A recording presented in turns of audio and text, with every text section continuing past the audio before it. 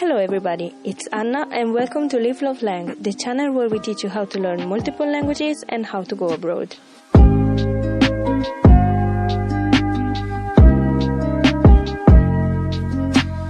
What is the most effective way to learn Japanese vocabulary? Well, the answer can vary from person to person, but if you're obsessed with learning Japanese characters like me, this is the right video for you. When I was at university and started learning kanji, my go-to technique was to write all new words I learned on a notebook as a list and review them before lessons and exams. This method can work well if you have a very limited amount of words to learn because it's easy to find the words you search for in your list and you don't need a very thorough method to learn them. Probably just read them many times will do. However, when I started having pages and pages of words to learn, I felt like I needed a more efficient method to learn all the vocabulary needed for my exams, and of course all the Japanese kanjis along with it. So my senpai at the time told me about this cool app called Anki, and I swear it changed my life. Anki is basically a flashcard application which is completely customizable. I talked about it in the past on my How to Learn Kanji video and my Synesthete Tricks video. I linked these two down below if you're interested. So my go-to technique to learn Japanese vocabulary with Anki, perfected in my university years, is as follows. First, of course, create a deck. I think the most effective way to create your decks is assigning a purpose for each of them. For what reason are you studying this vocabulary list? My usual purposes are exams, so as you can see I have a JLPT N2 and N1 decks, and also a Korean one, which I studied for my Korean exams at university. But you should find your own purpose and divide your decks in a way that reminds you of your ultimate goals and keeps you motivated every day. When I gathered all the words I wanted to insert on the deck, I thought about a way I could catalog them. The different groups I decided to divide Japanese words in are verbs, nouns, adjectives, na-adjectives, and speech expressions.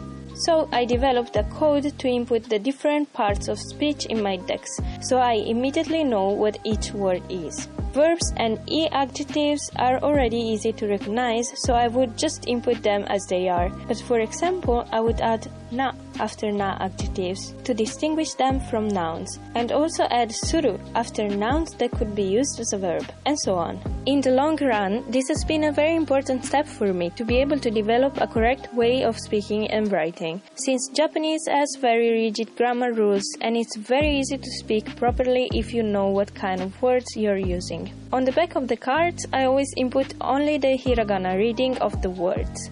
Yes, I don't input any translation whatsoever.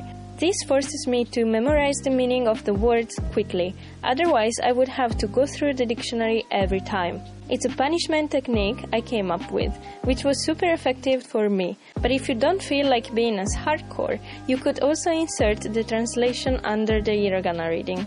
To be fair, I recently discovered that you can translate words by doing this.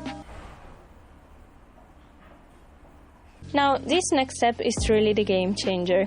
As you can see, here are some options about the type of cards you can create. The basic option creates a single card with the back and the front as you input them. But I always choose to create this basic and reversed card, which automatically creates two cards, one with the kanji on the front and the other one with the hiragana on the front. What does this mean? It means that when you come across the kanji on the front card, you just have to guess the reading and the meaning of the word, while when you come across the hiragana on the front card, you need to write the kanji down to prove that you remember them. Unfortunately, Anki doesn't have an option to recognize handwriting, so what I do is I keep some paper and a pen next to my phone while studying, so I can quickly write down the words I come across with. I don't think I have to tell you how much this has improved my kanji writing skills. Other useful things about Anki are that you can use it on your computer or tablet or phone and synchronize your decks and studying history between devices,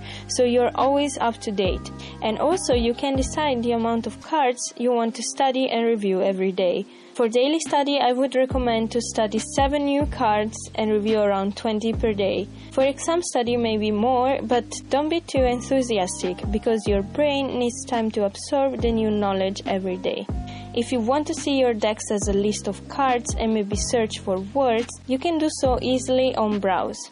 The app has also some statistic info that could be useful for you and 1,000 other functions that you can experiment so you can find your best setup for vocabulary studying. Alright, that was it for this video. I hope this was useful for you, and if you're interested in learning Japanese with us, consider joining our Patreon where we upload grammar, study notes, exclusive vlogs and much more. The link will be in the description down below. Thank you for watching and I'll see you soon. Ja ne! That's it for today's video, and we hope that you enjoyed it and it was helpful for you. We produce these free videos with your support, so if you want to know how to become a patron, you can check the description down below, or you can search on patreon.com/livelovelang. Get your free templates and vocabulary lists on our website, levelglobal.com. Why are you waiting? It's free! Like, subscribe, hit the notification bell, comment down below, show us some love, and we will see you in the next video. Bye!